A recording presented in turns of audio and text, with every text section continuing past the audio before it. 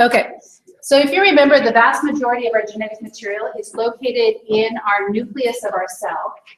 And if we look at all the genetic material that is in the nucleus, we can talk about our genome. So the genome is all the genetic material.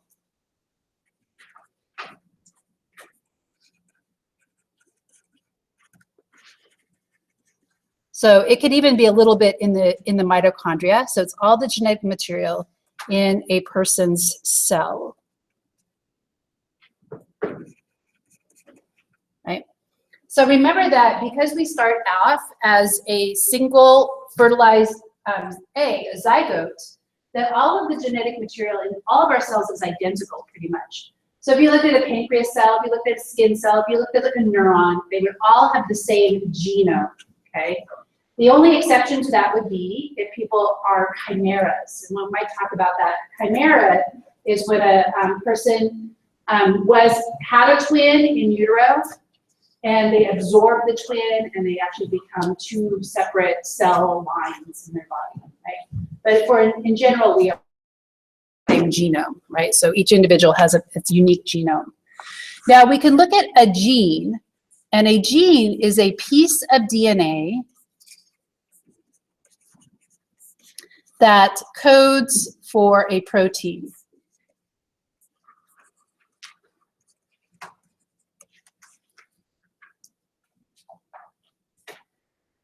So you might remember back in the late 1990s and early 2000s, there was what is referred to as the Human Genome Project.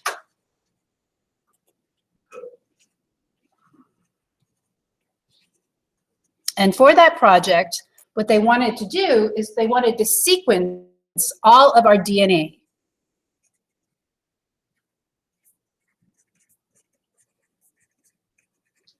So when you talk about sequencing, the idea is you want to figure out what the order of the individual nucleotides are in the DNA.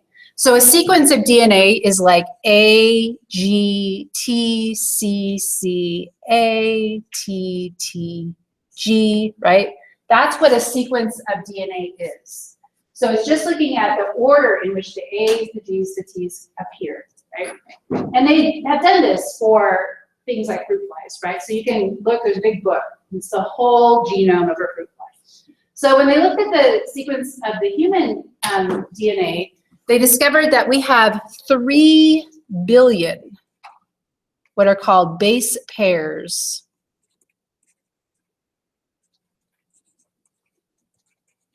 And so if we look at the sequence, our DNA is actually double-stranded. And so we have another strand of DNA that is complementary to this one. So I could write it, and we'll talk about DNA replication in a little bit later. But I could write that base pair, see if I can get a different color. Black, okay. Okay, so A pairs with T, G pairs with C, T pairs with A, right? So this is actually a base pair. So that's what a base pair means, is that in the DNA molecule that's double-stranded, we have a pairing of the bases, right? And so we have, this would continue with C pairing with G, right? Et cetera, et cetera, et cetera, okay?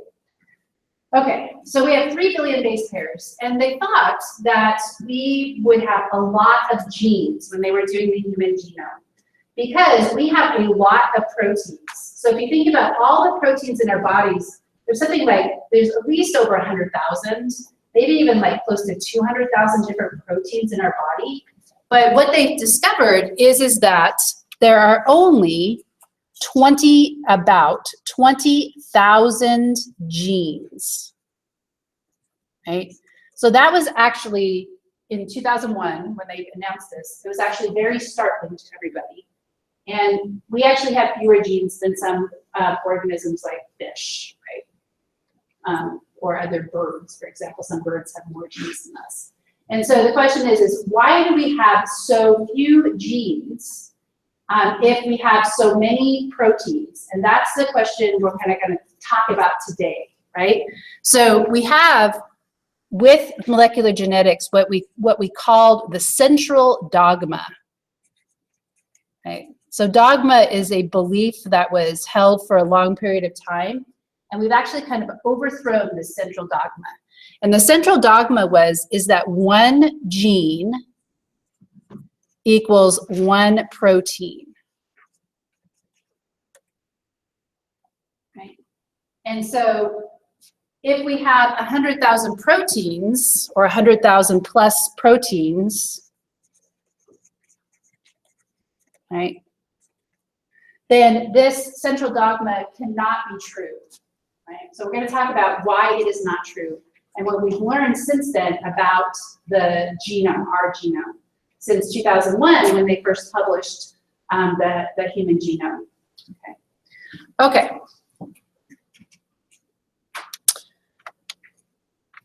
So if you go back to Mendel, remember that he didn't understand what the genes, the genetic material was at all. He didn't even know what DNA was, right?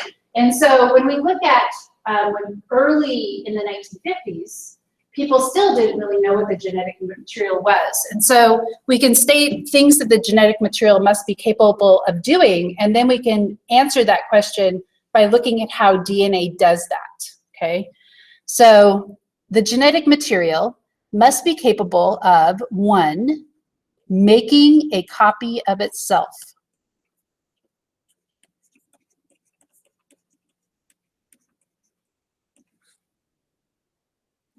Because we now know that chromosomes go from unreplicated to replicated, right? And we know that all of the genetic material from one unreplicated chromosome is pretty much faithfully copied onto another one, right? And this is in preparation for cell division, be it mitosis or meiosis. We have to have it making a copy of itself for it to be able to pass its genetic material on to the next generation of cells, okay? The second thing that the genetic material must be capable of doing is coding for differences observed between individuals and even species, right? So it has to explain the differences that you see between individuals in this room, but also between like you and an earthworm, right? There has to be something about the genetic code that codes for those differences, right?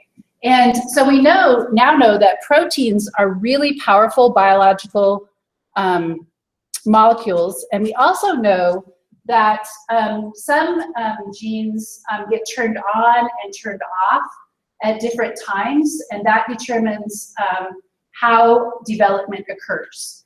And so we know a lot about how things and how we're able to code for differences. Okay, so we'll talk about that. And then the third thing that's really interesting is that it must be capable of undergoing rare changes. Okay. So these rare changes we call mutations. And mutations are the only way naturally, so I'm going to put naturally because we could genetically engineer now changes, but only way we naturally get variation being produced in a population. Right? So naturally, now we can like take a gene from a virus and insert it into a corn plant, or we can take jellyfish genes and insert them into rabbits, right, and make rabbits glow in the dark, right? But mutations generally were the only way we got new variation, right? So it has to have a mechanism for that. So we're going to talk about how there's actually something inherent in the DNA molecule itself that causes it to change rarely, right? And those changes can be passed on into generations and can actually be a source for genetic variation. Okay. Okay, so let's look at the structure of the DNA molecule. So it is double-stranded, as I mentioned previously, and it is composed of nucleotides. And the nucleotides are adenine, guanine, cytosine, and thymine. So hence the A, G, C's, and T's of the genetic material. Now these nucleotides are composed of, so each nucleotide has a ribose sugar. So I'll just put a sugar to a phosphate group. So phosphate is a necessary element for making our DNA. And 3, a nitrogenous base.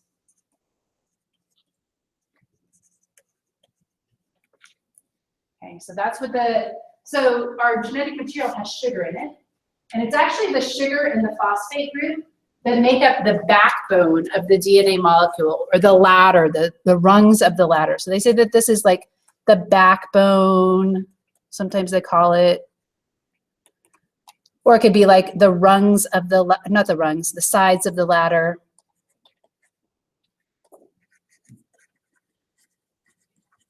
Right, sides of the ladder. That's the sugar phosphate group. So those do not vary, right? It's the nitrogenous bases that vary. So those are the ones, the difference is in the adenine, the guanine, the cytosine, and the thymine, okay? So these vary, right? And this is what is the genetic code. Now, it's kind of crazy to think that a molecule that is only made up of 4 variants, so it'd be like 4 letters. So if you had to create a language that only had 4 letters in it to communicate, that would be really hard. And so we're going to look at how this really simple molecule that only has 4 letters can actually code for a variety of proteins. So if we look at a diagram that you need to identify, so this is my phosphate group. This is phosphate. This is sugar. It's actually a ribose sugar, which means it's got 5 sides, right? And then you can always tell the nitrogenous bases because they have nitrogen in them. Phosphate always has a P, right? So these are the differences. So the differences have to do with cytosine, thymine, guanine, and adenine. Now you don't need to know this, but you can see that 2 of the bases are larger than the other 2. So this actually has 2 rings, and those have only 1.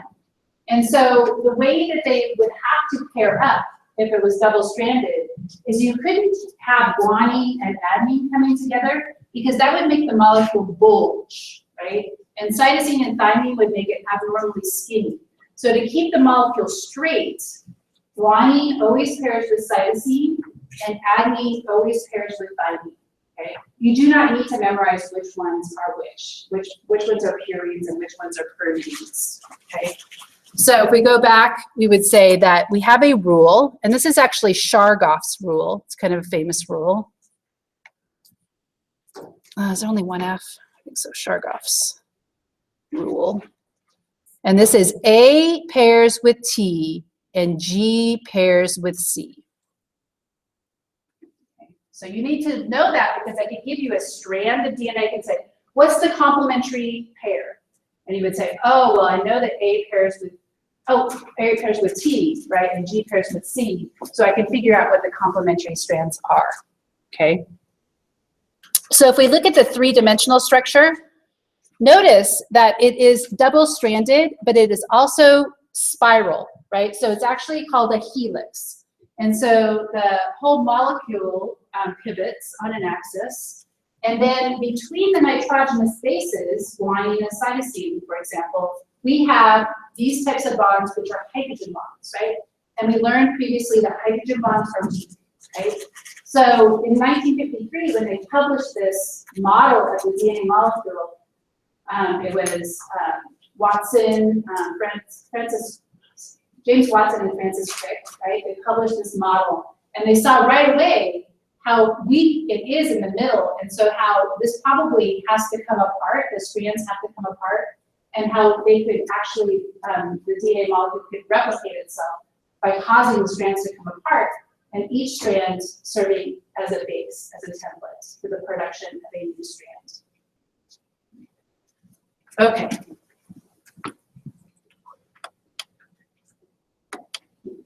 Okay, so let's look at DNA replication. So DNA replication is said to be semi-conservative.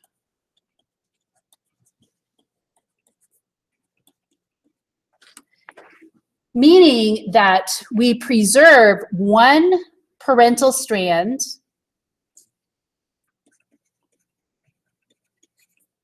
and plus one new strand in each replicated molecule.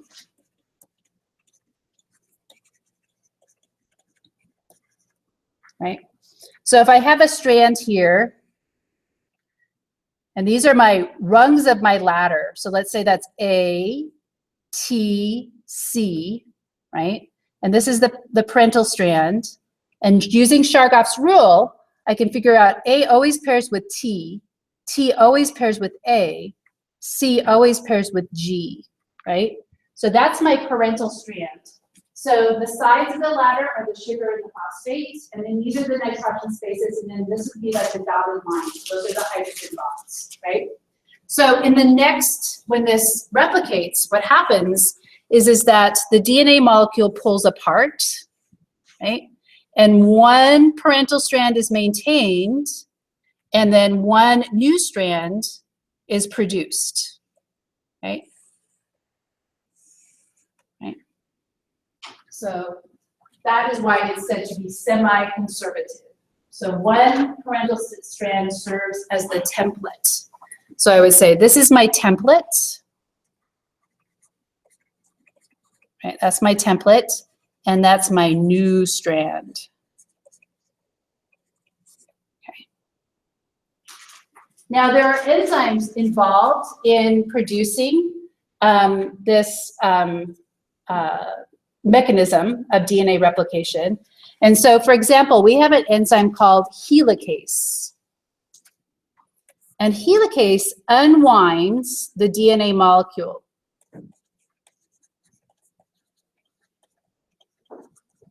And then we have another enzyme that's called DNA polymerase. So think of polymer, think of like a long strand, right? And ACE is always the enzyme. So this is an enzyme that builds the complementary strands.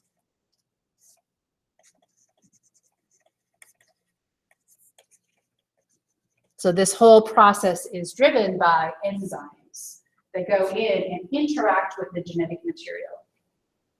Okay. So this is what is happening when our genetic material goes from like this, right? Oops, I want to do that. Escape. Right? To this. Right. At the molecular level, this is DNA replication. Okay. So if we look at a diagram or an image of this in your book, okay, so this shows DNA polymerase, right, as a big, actually can't see it very well, but this is a diagram that shows it in your book as a big orange dot here, right, big orange oval. And so the DNA polymerase is building it, and occasionally it makes mistakes. So another really important thing about DNA replication is that we have DNA repair. So we have DNA repair enzymes that proofread the DNA.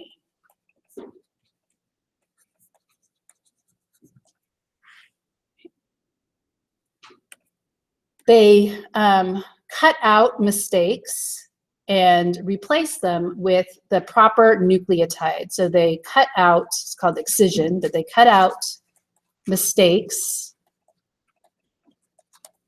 and replace with new base.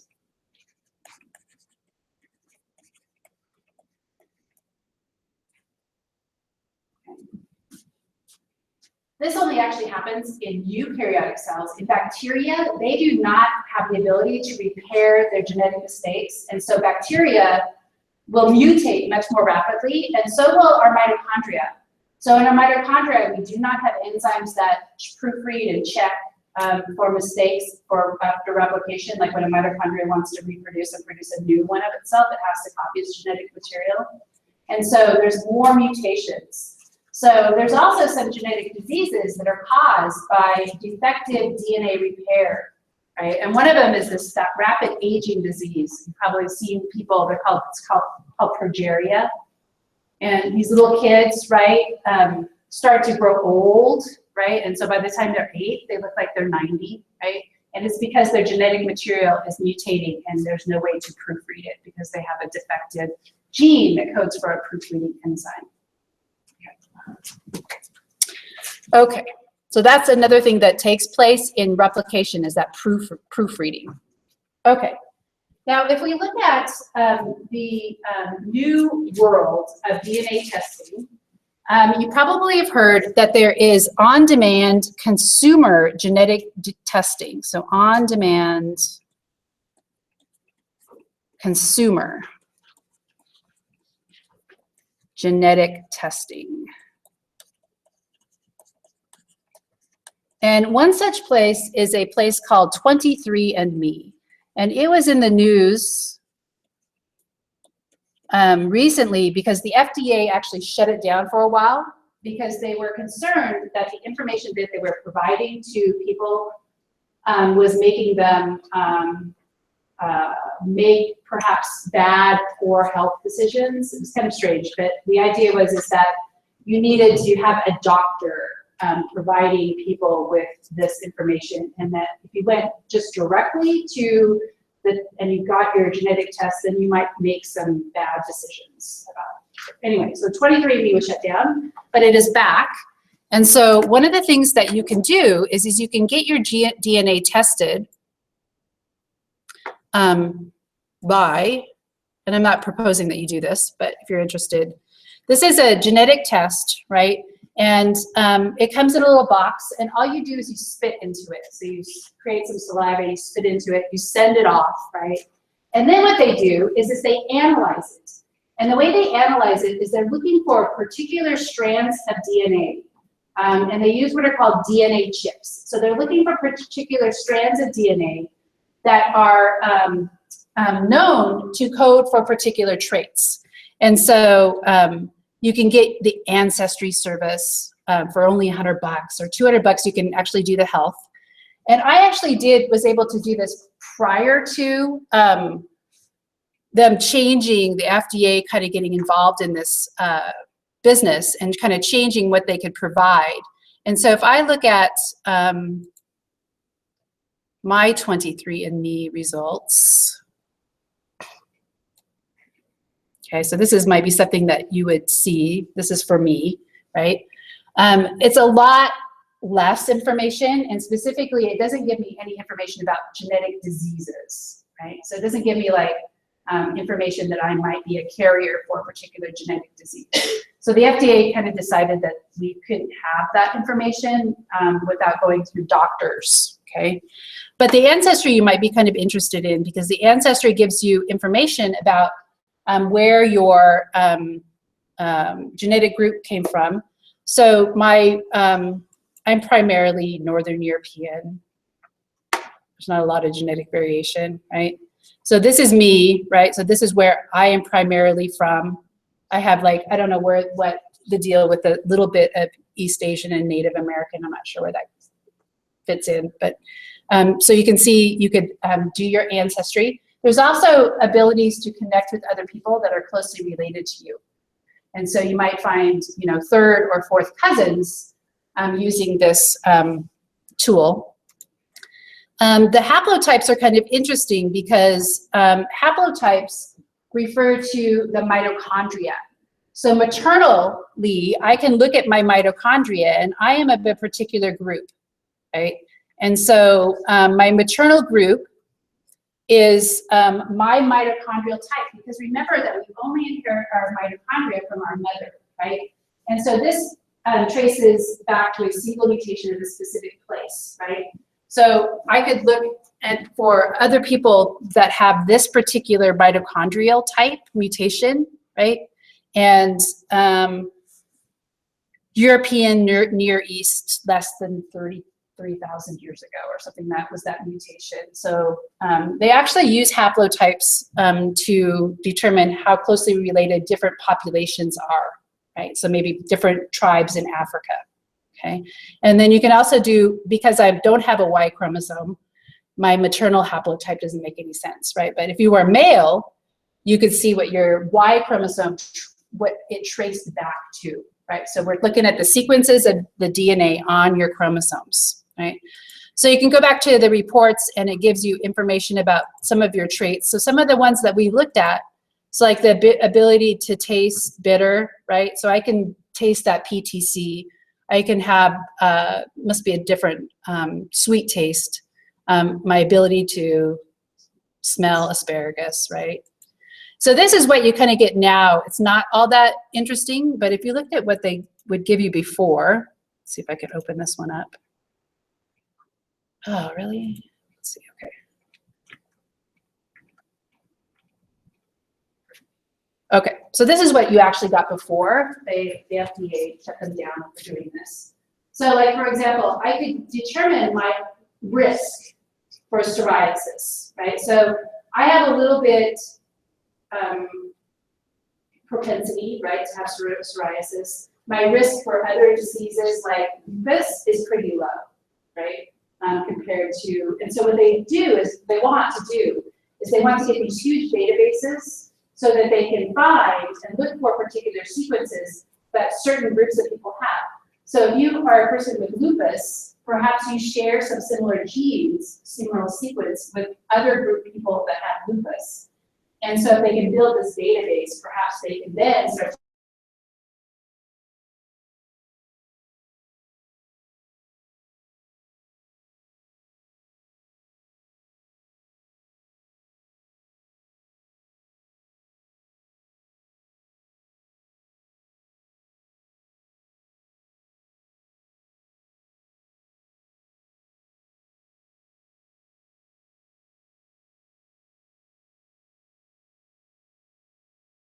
tall composition.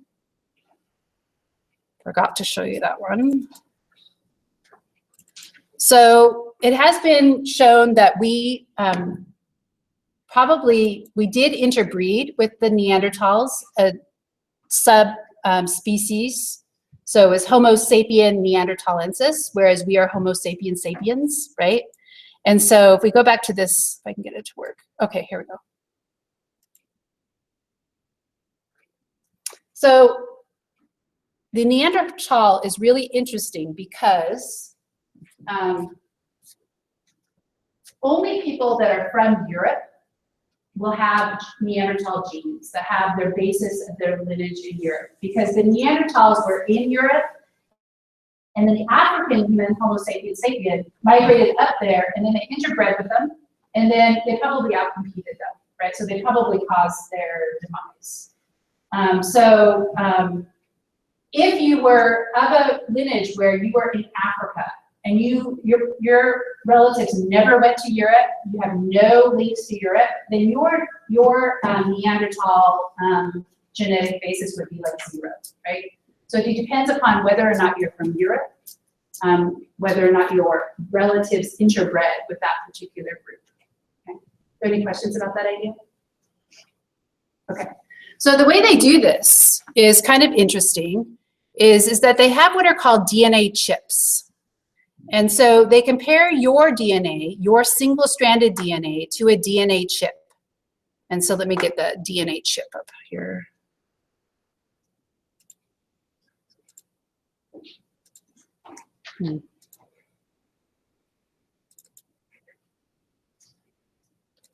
Did I lose it? Must have lost it.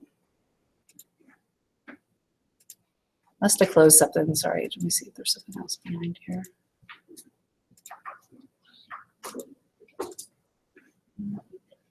Okay. That's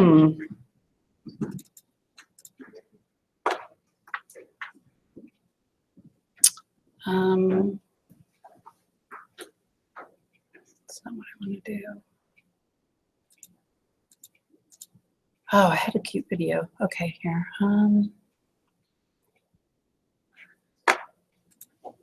Sorry. Everything.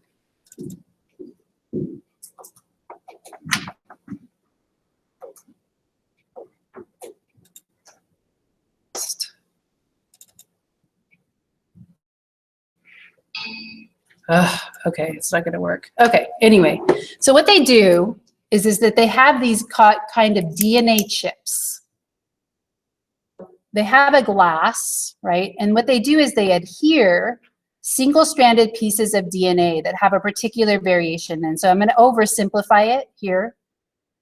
If I can draw it with the little pieces of DNA, right? Okay, and so let's say that this strand was A, C, T, right? And I put my DNA into that, and my DNA strand was T, G, A, right? So this strand is actually going to come here, and then it kind of lights up. And so the way that they do this is they have this DNA chip, so it's like a computer chip, and they have these strands of DNA on it, right, of a particular sequence that they're interested in. And then they cause your DNA to become single-stranded, and then they put that single-stranded on there, and then what happens is that the DNA that is compatible, right, is the complementary strand, would fuse to it, and then it lights up as a particular color. And then they put it in a machine, right, and it reads all the colors from the chip, and then it comes back with your results, right? So it's all pretty much computerized way of detecting for genetic variations that are known to be correlated with particular traits, like the ability to taste PTC, right, or the having a widow's peak, or the ability to smell particular odors. Okay, so that's kind of how they do it, and so this is called a DNA chip. Right. So that's how they do it so quickly. Okay, so we're back to the what the genetic material does, and so we're going to try to determine how the DNA could code for protein. Now, protein is actually not made up of nucleotides. So protein is composed of amino acids.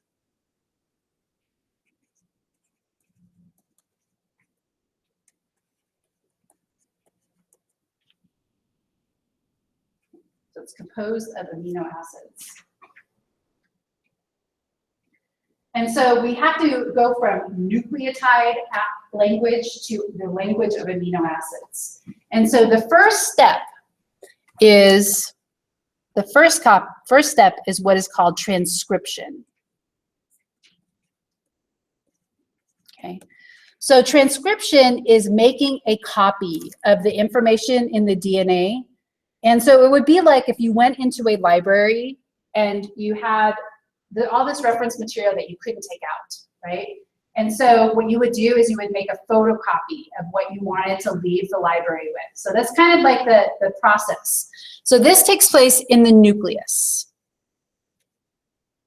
And we go from DNA, which is double-stranded, to a molecule called a messenger RNA, which is single-stranded. So this is messenger RNA. Sometimes that is abbreviated as mRNA. Okay. So we're making a copy of it. When we look at RNA, okay, RNA is single-stranded. And instead of T, there is U. So there is no thymine. Okay, it is replaced with another nitrogen base called uracil. right? So if I see a strand like it reads AUG, I know that I'm not talking about DNA, because DNA has T's, RNA has U's, okay? So if I look at my sequence, and I brought a sequence to mine. I'll bring it. Okay, we'll just make up one. If we look at a sequence, so let's start with A, T, C, C, G, A, C, T. Okay. And there's a reason why I'm kind of putting them in triplets, because that is actually the code of it. Okay. So this is my DNA. And I say that this is my reading strand. And so this is the strand that's actually going to be transcribed into messenger RNA. Okay. So I use Chargaff's rule. But what I do now is instead of T's, I have a U. So A would normally pair with a T, so I use a U. A would normally pair with a T, so it's U. A, G, G, those don't change. A, U, C, this one doesn't change, it's still A. Okay. So this process is called transcription. And this is my messenger RNA. Okay. So a lot of people do this. As I've seen that in students, right? A lot of people do this. They'll go, oh, there's no T, so I'm just going to go AAU. That's what it is, right? So I'm just going to replace all the T's with U. No, you still have to use Chargaff's rule, but then you replace the T's with U, right? So they still applies, that Chargaff's rule still applies, okay? Okay, so that's the messenger RNA. And then what it has to happen is that the messenger RNA then has to be translated into a sequence of amino acids, right? Actually, let me put them closer together. Okay, so this would be protein. Sometimes this is called a polypeptide, right? So this is what is referred to as translation. Right? And so these would be amino acids.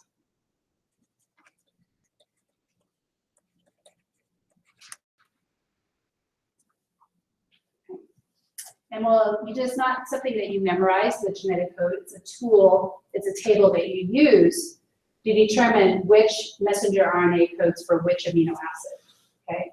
So the second part of this is translation. So this is the first part. So the second part is translation. Okay. So this is where you go from one language to another. So you go from nucleotide language, right? And you translate that into amino acid language.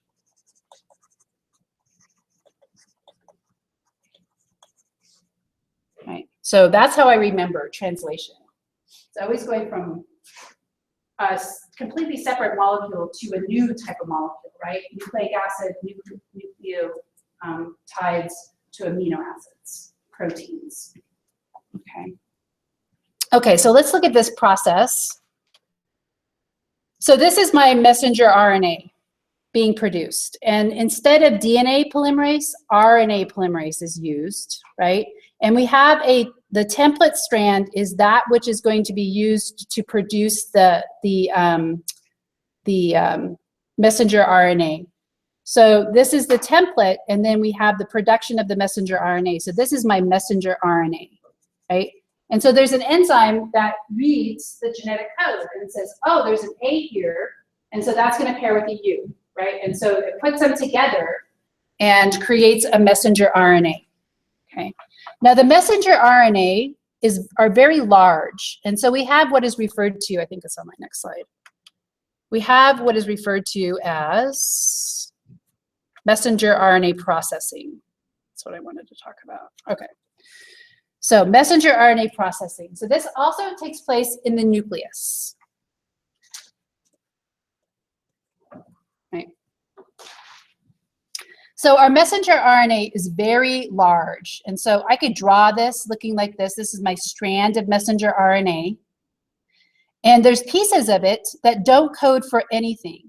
And those are called introns. So I'm going to put little pieces here of the introns. So these are called introns. And these are called short for intervening sequences. Non-coding sequences. Right. So notice how those introns are actually spliced out. So we have an enzyme that's called the spliceosome. They named it a spliceosome, and it's like editing a piece of film. So they come in and they go, oh, this is non-coding, so I'm going to cut that out, and I'm going to cut this one out, and I'm going to cut this one out. And then I'm going to splice the pieces that are left together. And those pieces that are left are called exons. And so exons, this would be like exon 1. This is exon 2, exon 3, right? You can even put exon 4 down here, right? So the introns are cut out.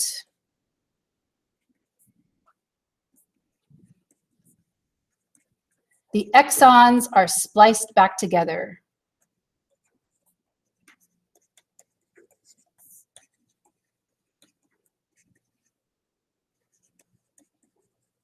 Okay, so that seems kind of weird, right? Because why would you have pieces of kind of like meaningless code that has to be cut out? And so this actually answers one of our questions about the central dogma, because what you can get is you can get the exons put back together in different order. And this is what is called exon shuffling. So exons are spliced back together in different orders. So they actually code for different proteins.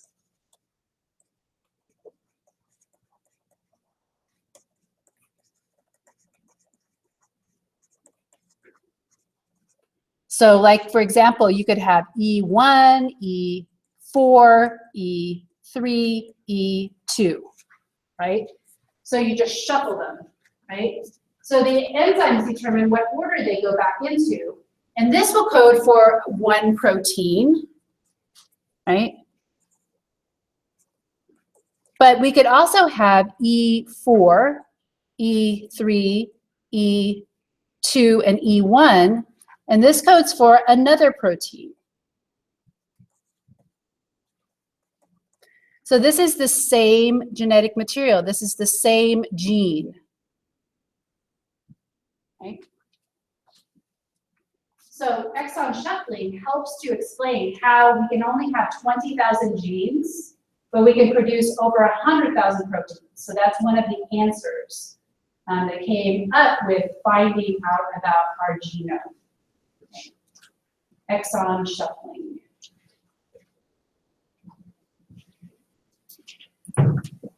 Okay. So in your book, they show how some exons can actually be left out, right? So you can actually skip exons, like you can get rid of this red one entirely, right? So it's actually not just even shuffling, but you can actually put them together and skip some, right? And you can actually retain an intron, right? But all this means is that this is a gene that codes for many different types of proteins.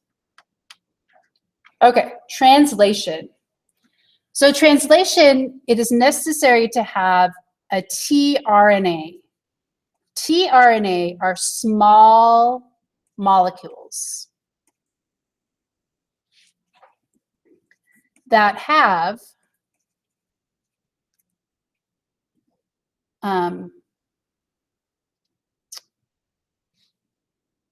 what I want to say, they have a nucleotide code, so they have what is referred to as an anticodon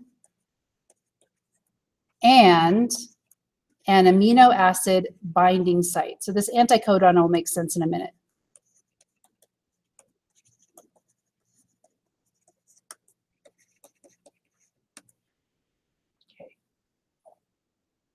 So if I were to draw it, it might look something like this. So I have my tRNA molecule, and I have on one end, it kind of looks like this in your book, you have this amino acid. Amino acids are generally these dots, right?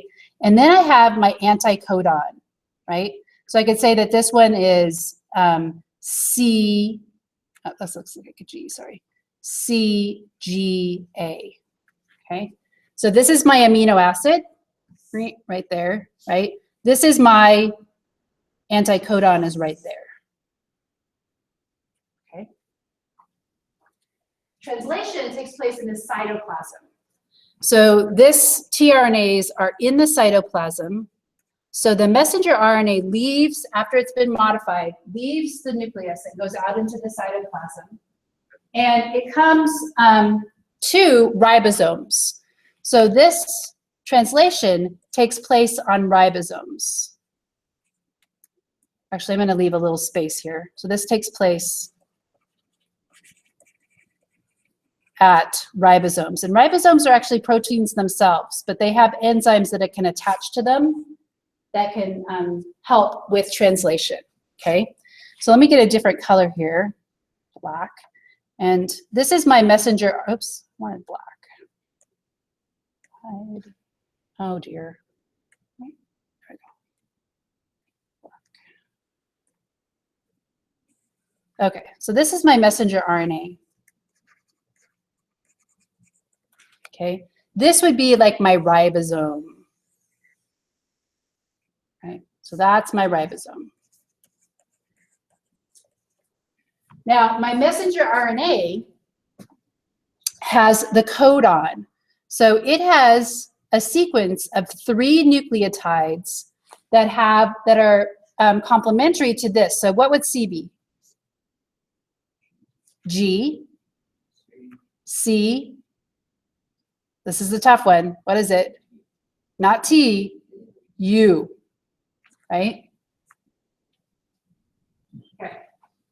So this is what is referred to as the codon. So the messenger RNA has the codons. The tRNA has the anticodons. And they are the tRNA, think a translator molecule, right? It's like a person that can speak both languages, right? So it takes in the sequence of nucleotides and then like matches it, right? And then what happens is that more tRNA molecules come in, and then we start to build the protein based upon the sequence of nucleotides on the messenger RNA, okay? So we can figure out what this is, what amino acid this is, by looking at the genetic code, okay? So genetic code. So what was my codon?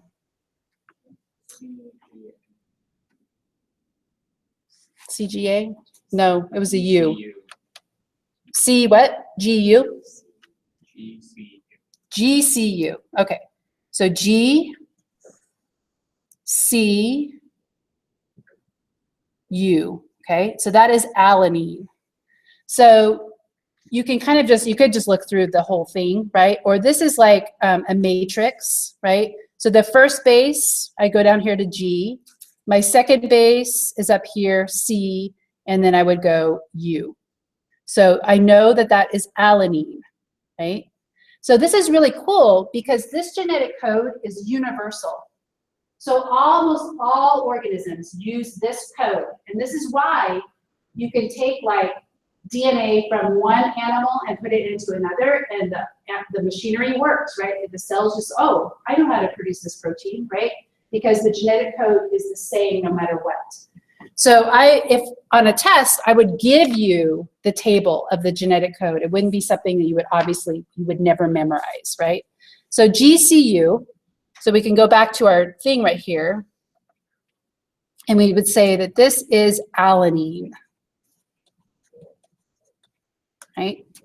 That is alanine, okay? So in your book, they have some images of this process. This is your ribosome. This is your messenger RNA. This is the tRNA. And this is the amino acids chain that is being built. So as each tRNA comes in, it transfers its amino acid to the next tRNA so that a chain starts to be built, Okay, so you need to be able to identify the parts of this, right? And then this just shows the whole process here where we have going from messenger RNA processing and then it ending up at the translation at the ribosomes, okay? Okay. Okay.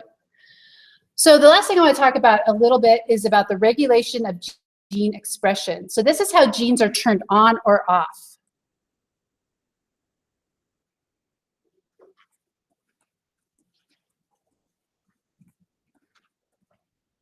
Right? So if a gene is turned on,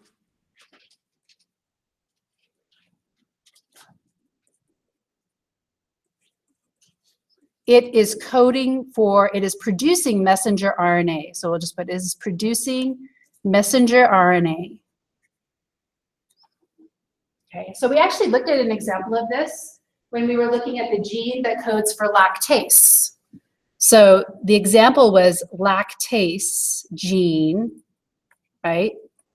This is a really important gene to newborn mammals, right? Because newborn babies, newborn animals, mammals in particular, have this gene turned on.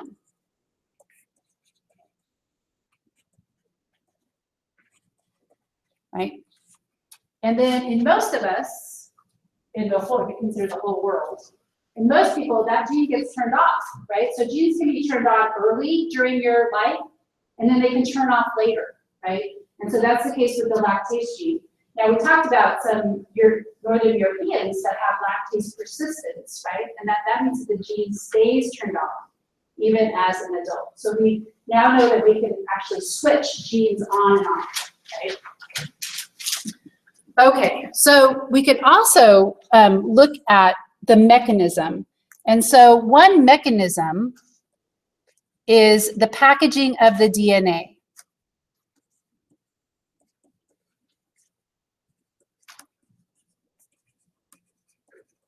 Right. So if you'll remember that we talked about chromosomes and the genetic material being wrapped around proteins, and when you stain a chromosome, you have these darkly staining areas, including the telomeres, and then you get like darkly staining bands, right? So chromosomes are actually DNA wrapped around a protein called a histone protein. Okay, and so where it's dark means that it is more tightly wrapped. So the dark area, or the dark staining area, it is more tightly wrapped.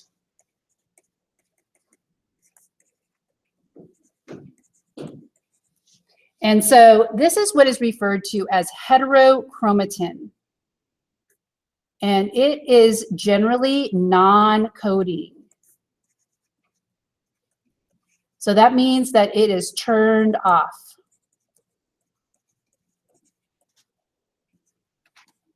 Okay.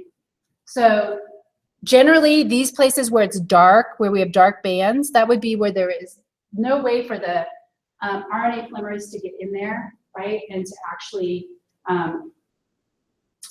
transcribe the information there, okay? So the white staining areas, these light staining areas,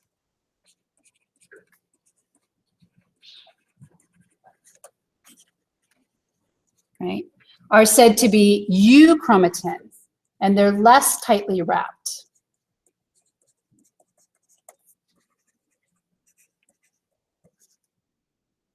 Okay, so it's euchromatin, good chromatin. And this is coding regions. And so genes are in this area are turned on.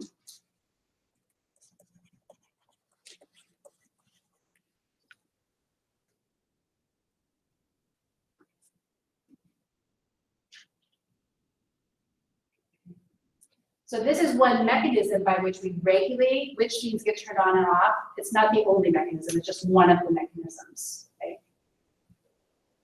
Okay.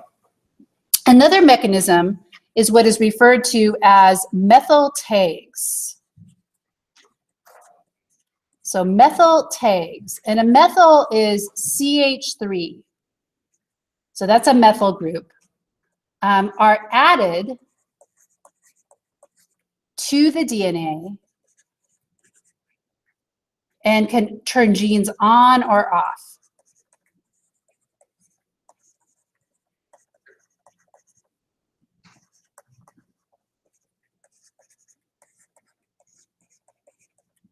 Right. And so these methyl tags are what are referred to as the epigenome. So they're actually above the sequence. They're above the genome. And their distribution on your genetic material is determined by the environment.